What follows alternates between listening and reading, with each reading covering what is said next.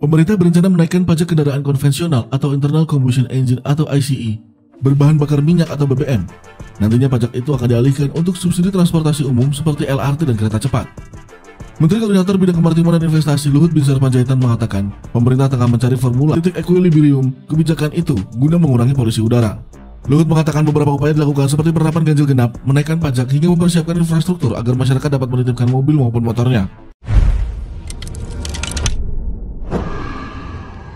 Assalamualaikum warahmatullahi wabarakatuh. Waalaikumsalam warahmatullahi wabarakatuh. Pemirsa, kita jumpa di acara Dibacain Berita. Sebelumnya, Bung Alfian minta nasihat dari Bung Kameramen. Silakan. Kebiasaan nih Bung Alfian. Ya, nasihatin Bung Alfian ya. Mungkin Bung Alfian tetap semangat dan sabar lah menghadapi situasi-situasi menjelang pemilu. Karena saya yakin semua ustadz-ustadz itu pasti capek, lelah, dan belum tentu ada duitnya. Subhanallah, Bung Kameramen cukup jeli menembus langit. Bisa memahami apa yang terjadi. Pemirsa, kita bacain berita ini. Ayo, Bung Kameramen, dibacakan beritanya. Ya, Bung Alfian, ini ada berita dari Trial TV. Dia rilis berita, judulnya adalah demi subsidi LRT dan kereta cepat, pemerintah akan naikkan pajak kendaraan sepeda motor. Ini Luhut nih Bung Alfian, otaknya. Nah, ini dari awal berita dulu ya. Apa dari judul ini, apa respon Bung Alfian nih Bung Alfian? Silakan. Ya kalau nggak, Pak, rakyatnya atu-atu. Orang udah pada susah. BBM naik udah 17 kali, pajak lagi dikasih, pajaknya dikorupsi. Ya, yang kemarin sekian ratus triliun itu, kalau nggak salah 429 triliun itu kemana? Selesaikan dulu, jangan dinaikkan mulu pajaknya. Ini memang sangat mengerikan ini.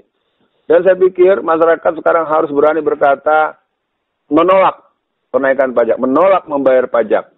Dan kita nyatakan ini secara pembangkangan sosial. Dan ini ada dalam ketentuan-ketentuan sosial, ketentuan ketatanegaraan. Negara ini bukan kerajaan. Negara ini negara yang sudah disusun menjadi negara permusyawaratan. Sekali lagi, dengan respon awal saya tentang adanya keinginan menaikkan pajak buat sepeda motor, berarti mendingan sepeda motor kita taruh tuh di halaman rumahnya Bapak itu. Seluruh Indonesia, taruh tuh Pak. Bapak yang nerusin bayar cicilannya. Kami nggak sanggup. Kita buat tuh nanti surat. Surat kuasa atau surat nyerah. Surat pernyataan menyerah. Dengan ini karena dinaikkan pajak oleh Bapak ini, maka kami ada sekitar 113 juta sepeda motor ditaruh di halaman Bapak ini tanggung jawab bayar ke dealer. Ya, kayaknya udah keterlaluan nih, Bung Kameramen. Tolak. Iya, Bung Alfian, ini sepertinya ada ketidakjujuran dari pemerintah bahwa sebetulnya mereka itu tekor ya Bung Alfian. Ya, betul. APBN-nya tekor karena IKN kemarin pengen naikin pajak hiburan sampai 40-75%, langsung digoyang sama Inul, langsung takut tuh Bung Alfian. Karena ternyata yang punya karaoke, tempat miras itu kan karaoke itu relatif ada mirasnya ya. Kemudian kayak Hotman Paris punya klub tempat maksiat juga, dia demo juga kan. Nah ternyata mereka rata-rata 02 Bu Alfian. Nah tidak dibatalkan tapi masih ditunda. Ini kan aneh nih Bu Alfian. Jadi satu sisi minta suara dari artis-artis untuk 02, tapi satu sisi mau ngegecek juga, mau nguras juga. Nah Bu Alfian, kalau saya melihat dengan kata kunci untuk subsidi LRT dan kereta cepat, berarti bisa diduga dong Bung Alfian, kereta cepat Indonesia-Cina ini belum ada tanda-tanda akan balik modal nih Bung Alfian. Gimana responnya Bung Alfian? Oh, itu baru pemirsa, Bung Kameramen kelihatannya analisanya cerdasnya sampai 193 IQ ini. Yang nggak bisa loh, kalaupun lunas juga masih nunggu sekitar 30 sampai 90 tahun. Apalagi penumpangnya sepi. Terus terang saja saya kasih tahu, karena jaraknya, tempat naiknya, tempat kembalinya itu kan untuk antara pusat bisnis, pusat perkantoran. Bayangin, negara kita membuat fasilitas moda transportasi yang memberikan kenyamanan, ketenangan, kecepatan buat negara lain, warga negara lain, pemerintah negara lain. Kita yang harus bayar. Memang saya dengar-dengar itu tiketnya kan disubsidi, harusnya kan 500 ribuan.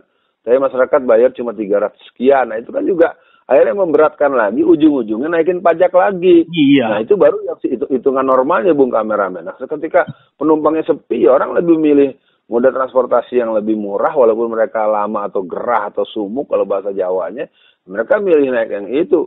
Coba sampai di Padalarang dia bingung lagi, naik apa lagi? Paling-paling dia pesen Gojek atau Gokar.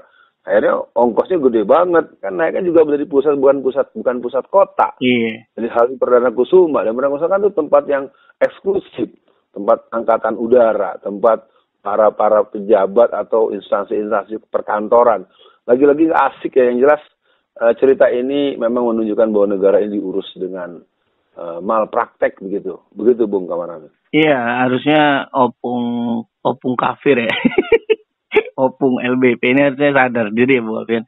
Kemarin udah ditegur juga sama Tuhan Yang Maha Esa, harusnya dia lebih sayang lagi pada rakyatnya. Bukan Bu Alfian, mungkin untuk akhir sesi tentang pajak ini kan berarti nih Bu Alfian, saya melihat ada ketidakstabilan antara kemauan pemerintah dengan apa sebetulnya yang dibutuhkan oleh masyarakat. Jadi kok saya melihat negara ini benar yang Bu Alfian sampaikan, acak-acakan. Jadi tidak ketemu tuh antara kebutuhan masyarakat dengan kemauan rezim. Akhirnya kita ribut terus, berantem terus, disiksa terus, habis terus uang masyarakat. Jadi mungkin untuk akhir sesi kali ini, apa pesan perubahan yang ingin Bung Alfian ajak untuk masyarakat agar kita kalau 02 atau 03 menang, kayaknya gini-gini terus nih kita nih Bu Alfian. Silakan closingnya. Iya, yang jelas kalau boleh saya bilang dalam bentuk closing statement ini, selama ini pembangunan berdasarkan selera. Dan seleranya pun selera-selera yang sifatnya selera rendahan. Iya. Selera yang ujung-ujungnya cuan, dan yang menyedihkan, seluruh proses itu tidak berangkat dari riset. Nah, jadi nggak ada analisa kebutuhan. Jadi bukan kebutuhan tapi kemauan, dan kemauannya pun kemauannya saling tumpang tindih dan saling rumongso, saling jago-jagoan. Itu yang perlu saya sampaikan. Akhirnya coba berapa banyak jalan tol yang mangkrak, bahkan nggak berfungsi. Iya betul. Berapa banyak pelabuhan udara yang dengan berbagai macam alasan juga akhirnya penerbangan jadi sangat terhenti. Tadi itu karena tidak berangkat dari riset, penelitian, pengkondisian, dan berbagai hal.